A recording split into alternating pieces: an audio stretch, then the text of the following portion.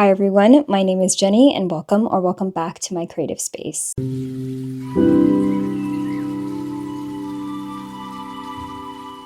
In this reading vlog, I am reading horror and thriller reads. This past week, I've been feeling a little bit off with life. Just things in general in my personal life have just been feeling kind of weird and I've not been feeling myself. And I thought, what a better way to feel catharsis than to read horror and thriller? This is interesting because last year I was not really a horror reader, and that was the first time I really had a deep dive with the genre. And this time around, I wanted to try another thriller because that's not something that I really read. So, the first book of this reading vlog is going to be Tell Me What You Did by Carter Wilson. The next book that I have is Don't Let the Forest In by C.G. Drews. Come Closer by Sarah Grand, and the last and final book of this reading vlog is Nowhere by Allison Gunn. I'm going to send you to Past Me, who's going to introduce Tell Me What You Did, and I'll share some thoughts and opinions about that. But I hope you enjoy this vlog, and I hope you enjoy my reactions to these horrors and thrills. Let me tell you the premise of the first book that I have for this reading vlog, which is Tell Me What You Did by Carter Wilson. This one is a thriller where our main character has her own podcast, and her name is Poe, and her podcast is Tell Me What You Did, where she takes on criminals who come onto her podcast anonymously. Some people share their name, but most of them don't. And they confess a crime that they have done. And then she puts it on a public broadcasting. And then some of the people who watch her podcast kind of do their own sleuthing investigation, and certain people get reported by the police and all those sort of things.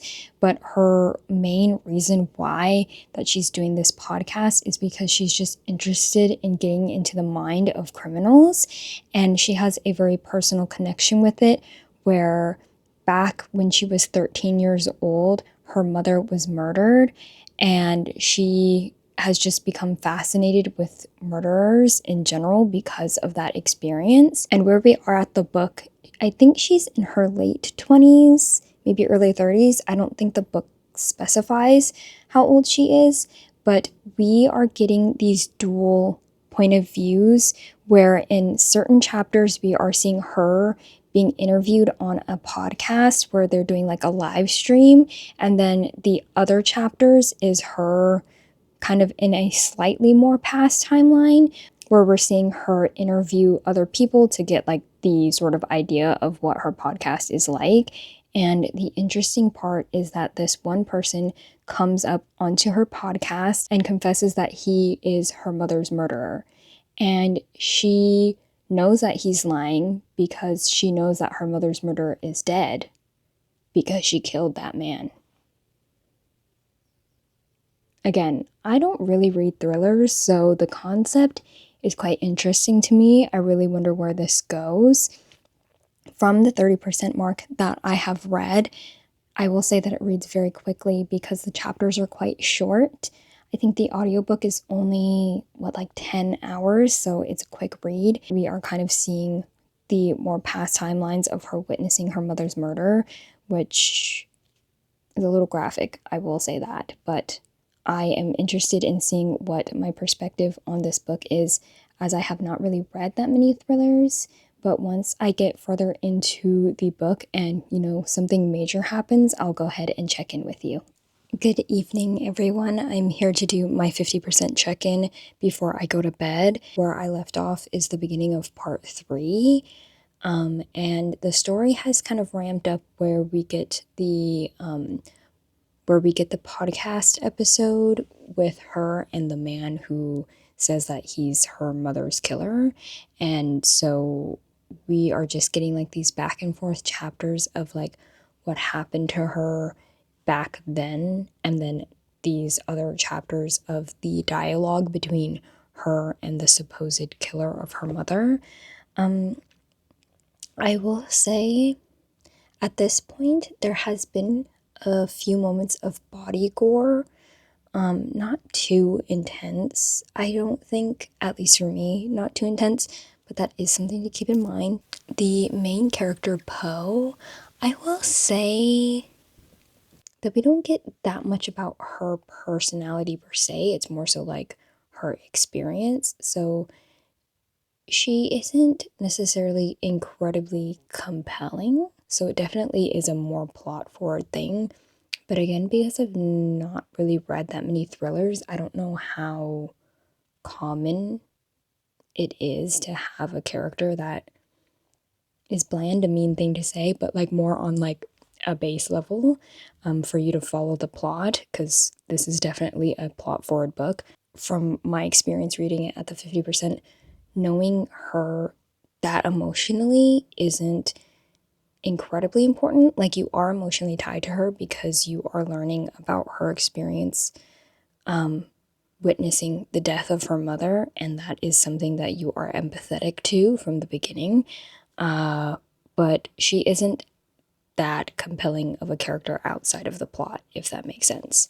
There is a bit of a peak to the story plot, but at this point, nothing too major has happened quite yet. I'm assuming we're going to get to the major part within maybe like the 60%. We're going to really ramp things up, and I'll see how that goes. I don't have any predictions thus far. I will say I don't trust anybody in this story, but who knows? I don't really know the tropes and conventions of thrillers, so this could really take me by surprise. I don't know how this book will end, but if her boyfriend ends up being part of this really weird thing going on here, I think that might piss me off. But I won't tell you if I'm correct or not at the end, right?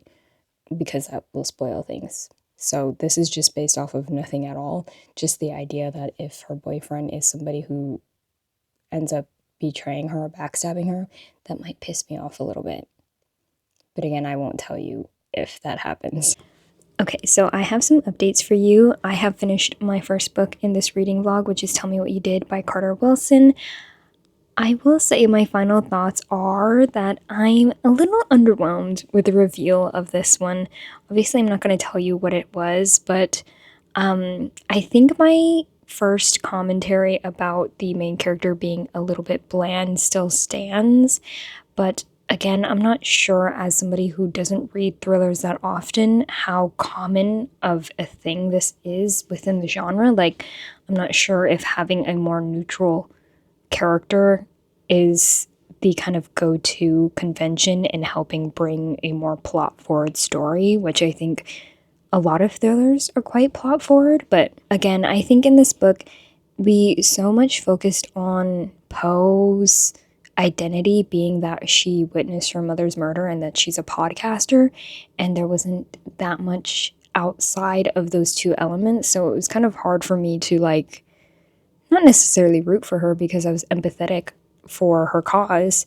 But it was just like certain things about how she decided to make her choices in this book was very, I don't know if I could have, rooted for her as much as maybe I wanted to. Once that reveal happened, I was like, oh, okay. And it wasn't as thrilling and twisty as I wanted it to be. And so that's why I'm feeling a little bit like, okay. I will say that it did entertain me. I read it quite quickly, and I, was there for the whole time. There were a few parts where I feel like the plot kind of lulled a little bit at the time. It's not a book that I would say you need to go out and read right away. I am going to move on to my next book, which is Don't Let the Forest In. This one is another YA horror thriller. I think it more so leans horror. I don't know too much about it. I know that it's sort of like a slow burn queer romance between our main character, Andrew, and Thomas. But I'll go ahead and read some of that and let you know my thoughts and like a more clear synopsis of that first book. So I have some updates for you in regards to Don't Let the Forest In. I am 20% in, and I think I can give you a solid synopsis of what's going on in this book. In this book, we follow our main character, Andrew, who goes to this boarding school with his twin sister, Dove, and his like one and only friend, Thomas, who is his best friend and who he also has a crush on. And there are moments in like the first few chapters that alludes to something that happened the year prior, their junior year, at the end of the year. And like Andrew's dad is like, "Are you sure you want to go back?" Blah, blah, blah. And Andrew insists on going back to school at this. And Andrew insists to go back to the boarding school because obviously he doesn't want to leave his best friend and this boy that he's in love with, Thomas, alone. And during like their summer break, there was just some really weird things going on with Thomas. So Andrew wants to see him in person. And then when they go back to school, Andrew notices that there's blood on Thomas's shirt. Andrew and Thomas are kind of like school pariahs to begin with, but he just notices that Thomas in general just has a completely different demeanor than how he had the last year they were in school together. And we soon find out that mysteriously Thomas' parents are missing. So Andrew is getting kind of concerned and worried about his friend Thomas and what this mystery about Thomas's parents could be about, and maybe if Thomas is guilty of something regarding his parents' disappearance. And that's kind of where I left off in the book at the 20%. And so we kind of see these little inklings of obsession between the two because, you know, they're each other's muses on all sorts of things. And I kind of like the slow burn aspect that we have between Thomas and Andrew at this current point. But from the very beginning, you know that Andrew is very clearly infatuated with Thomas. And so I'm very excited to see how that relationship grows, that this book is quite atmospheric. There is a lot of lyrical writing, and the descriptors just bring such a gothic atmosphere to the overall story. And I'm so interested to see how we dive deeper in the horror elements. This is a YA, and I am not familiar with YA horror, so I'm really interested to see how deep we get into the horror of it all. And then I also have updates in regards to the other books that I want to put in this vlog. Yesterday, I looked on my local library's Libby to see what was available in regards to horror. And so I ended up getting Come Closer by Sarah Grand. That one is quite a short book. I think it's only 4 hours on audio, and it's a sort of possession story, and I've heard quite a few things about that one, and I'm excited to get into it. And then also yesterday, my library gave me Nowhere. That is a go for this reading vlog, and I'm very excited to get into that one. I think that one's probably going to be my last read of this reading vlog, but I'm going to get going and read a bit more of Don't Let the Forest In. I have a brief intermission from Don't Let the Forest In. I haven't made too much progress from the last time I checked in, but during work today I completed Come Closer by Sarah Grand and thought I would tell you about it. This book follows our main character Amanda, where she believes she's becoming possessed by a demon. And in the beginning of the book, we kind of see this uncharacteristic occurrence at her workplace, and then we also see her at her home with her husband, where they start hearing weird noises. And one day, instead of receiving the book that she ordered, she ends up getting this book that's basically a guide that gives you a quiz to see if you were possessed by a demon. And so because she's having these strange occurrences, she opens up that book and starts taking the quiz. And we kind of just see this woman unravel alongside the impact of her unraveling on her marriage between her and her husband. I will say it's quite a quick read. The audio was 4 hours, and I think the physical book is under 200 pages. I will say I'm not sure what I'm rating this quite yet. I think I'm going to let it sit in my mind for a little bit. I expected this book to be a lot scarier than what it actually was. It felt a little bit more mundane and slice of life at the beginning part of the book, and I think we really fall into more horror towards the latter half of the book. I think that if you had read The Night Guest, I'll show you the cover of the book because I can't remember the author's name right now, but if you read The Night Guest and kind of didn't enjoy the vagueness of the story, I think Come Closer allows you to be more privy of the horror and the potential possession that our main character is experiencing. I appreciated that we were privy to some of the unraveling that she was experiencing instead of having it be completely fade to black. For a horror novella, I think it was entertaining enough. It followed quite a linear timeline, and honestly, at the end, I was quite sad. It was quite sad for me reading the ending there, so I wasn't expecting to feel that sense of sadness at the end, and I think that emotional pull was done really well. So, if you are looking for a quick horror, I highly suggest that you pick up Come Closer by Sarah Gran. And that was it for my intermission. The next time you see me, I will have an update for you in regards to Don't Let the Forest In. Hello, everyone. I'm here to do my 50% check in for Don't Let the Forest In. And I believe the last time I updated you, it was at the 20% mark. And there is a specific plot point that I don't think I said within the 20% mark that's on the synopsis and is pretty important and isn't a spoiler. Our main character, Andrew, finds out that the drawings that his best friend Thomas does, inspired by his stories, have been coming to life. So all of these like really grotesque monsters that he's been drawing have like made their way into the forest that surrounds the school that they go to. And so every single night, Thomas has been going to the forest to like fight them off so that these monsters don't go into the school and like, kill students and stuff.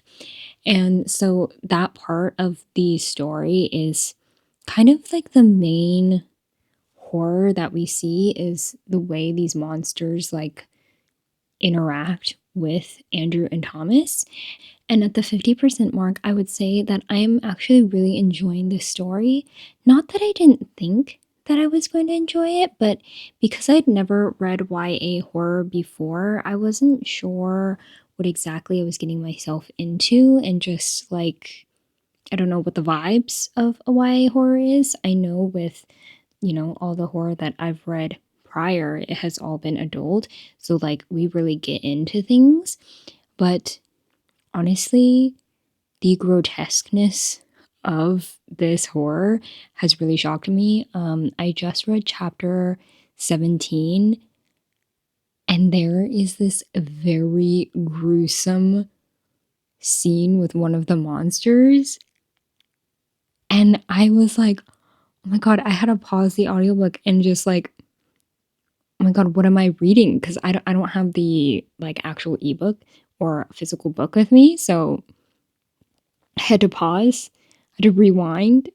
And that whole scene, I was just like, oh my God, this isn't happening. But it was. And I was genuinely shocked, genuinely shocked. But the writing in general has just been so atmospheric, and I enjoy how haunting it feels.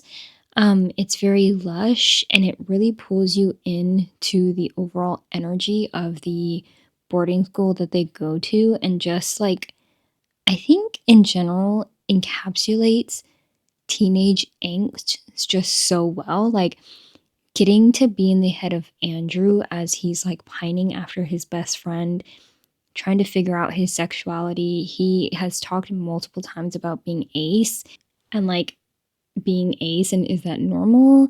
And like him just questioning his attraction to his best friend and what that all means. And then on top of that, being like very obsessed with his best friend in this very just all consuming way, and seeing the interactions between him and Thomas have this very like slow burn angsty energy. And I think CG Drew's like really encapsulates the teenage angst so well in this. Like, every single chapter they interact, I'm like, oh my God. Andrew himself is like, are we gonna kiss?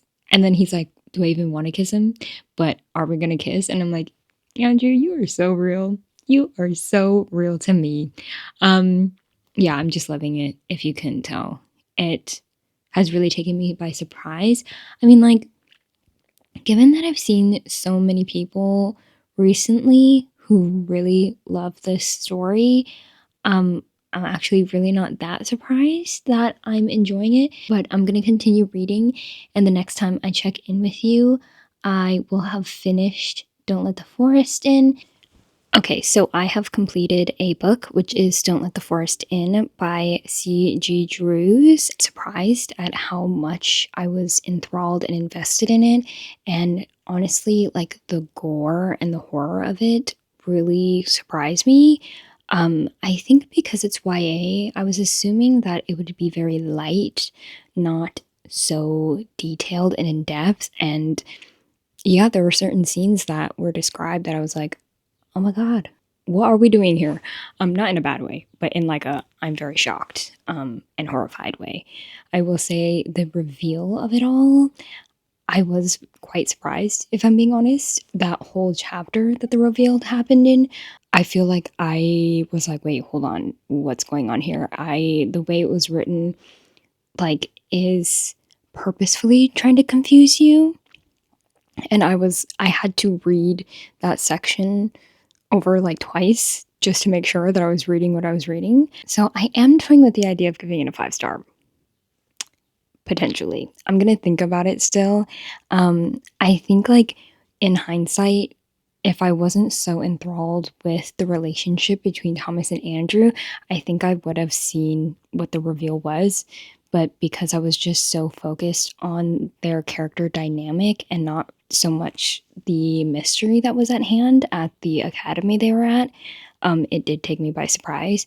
But I think writing was exceptional. I believe it is the author's debut, and I think the author also has a new book coming out either this year or early next year. So I will be looking into that. Highly recommend that you pick it up though.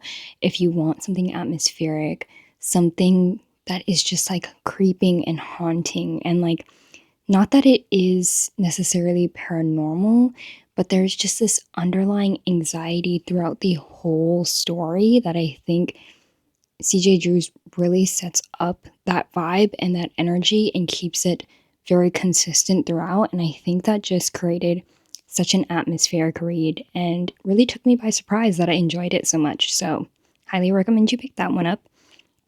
And then the next book that I am reading and I've started and I'm about 40% through. I wasn't expecting to be reading so quickly, is Nowhere by Allison Gunn. So, the premise of this book is that we're following our main character, Rachel, who is the police chief in this small town in Virginia.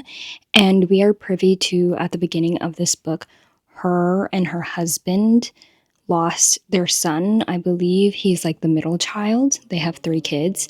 But Allison and her husband Finn lose their son in a car accident. The loss of their son has kind of created a wedge between them, and they have a very fraught relationship. But the only reason why that they're like still together and working it out is for their 2 daughters.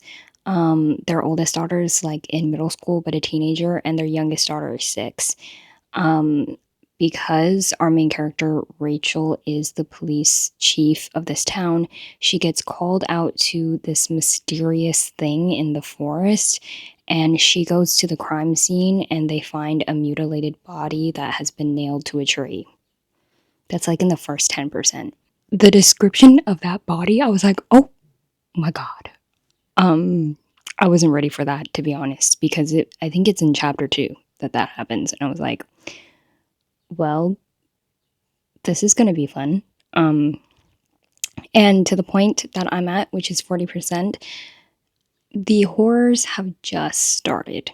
Like, it feels very creepy, very uneasy. There's something in the forest, some sort of entity that is calling the kids to come into the forest, the kids of the town. And so, obviously, that is affecting so many people in this small town.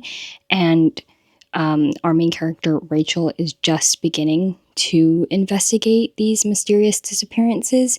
So that's not anything too much of a spoiler, but I think at the 40% mark, we're really amping up that plot line.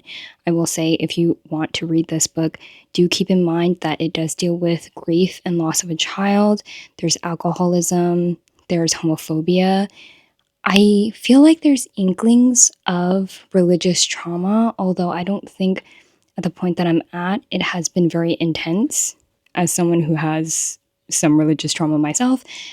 Nothing has really been triggering, but do keep that in mind because everybody gets triggered a little differently than others. Yeah, some creepy things are happening with the kids. That's all I'm gonna say. And when I have any further updates, I'll let you know. But at the 40% mark, I'm very interested to see what is going on in this creepy little town. Hello, everyone. I thought it would be good for me to do a 75% check in for Nowhere. I think the last time I checked in was just like the basic premise of the book, but I don't think I gave too much thoughts and opinions. I will say I think this is quite a procedural start. We are getting used to the dynamic between our main character Rachel and her husband Finn and the very fraught family dynamic that they have. And my opinion at the 75% mark is it definitely is really creepy. There are creepy things with the children. So if like creepy kids kind of freak you out, this could be something that is good for you to read if you're looking to be scared. But it's not as scary as I was expecting. I can't remember who I heard it from. I think my friend Jonathan told me, but he was telling me that he had heard that it was really freaky, and I definitely understand. Like, if you are really freaked out by children, this can be very scary. But at this point, it hasn't fully freaked me out. There are moments where I'm like, geez, this is unsettling. But it's not to the point where I have to only read this during the day. Like, I can read at night and it's fine for me. The one thing about this book is that our main character, Rachel, and her husband, Finn, are very frustrating characters to follow because they have such a fraught dynamic in their relationship, obviously fueled by each of their like respective demons and also this shared grief of losing their son. There's a lot of issues that they aren't willing to sit down and talk about, and that makes for a very frustrating time when they're on page together. I will say that there is empathy that I have, but also there's certain treatment that each of these people do to one another that it's like the empathy you have is kind of hard to cling on to. All that to say, they clearly are very messy characters, and having to follow them when there's this overarching mystery of like who murdered that person in the forest, like what is going on in this small town, and then having to be in this domestic situation between them can be very frustrating. So do keep that in mind. And again, do check the trigger warnings. But I am going to finish this book tonight and we'll see what I think. Okay, everyone, I'm here to give my final thoughts of Nowhere by Alison Gunn. I believe the last time I updated you was around the 70% mark. And I think the last 20% lost me a little bit. There are just elements regarding relational dynamics that I was like, this is interesting, and I definitely understand where the author was going in the message and the overall horror, but I think there's just elements on how certain reveals happened and how certain storylines wrapped up that I don't know was my favorite, but I will say that I enjoyed the overall experience. For this to be the author's debut, I think that the overall character work and the horror aspects and the unsettling nature that was in this book was done really well. I think this is like a horror I would recommend to people who enjoy a more character focused study and not necessarily characters individually, but more so within relation to one another. The book synopsis does say that this is a family drama, and I do see that there's a lot of elements of drama between this crumbling marriage and then just the difficulties of raising children when you can't be together cohesively as a couple. But there's also this element of the small town that they live in having its own personality and feeling so much like its own character. And I think if you like that, it'll be an interesting horror for you. The plot point kind of snowballs and quickens more so in the 50% mark of the book. But at the first part of the book, we are very much being settled within the family dynamic. So if that's something that you like, a little bit slower pace, something a little more character focused, I think Alison Gunn could be somebody that you really enjoy reading from. And just like the grotesque nature of it all, I think was really well done. But yeah, that like last ending part, I was like, I'm not sure if I like it or not. All in all, I highly recommend. Not quite a 5-star, but it makes me very interested to see where Alison Gunn goes from here in regards to their next books. But for a debut, I think it really had me interested.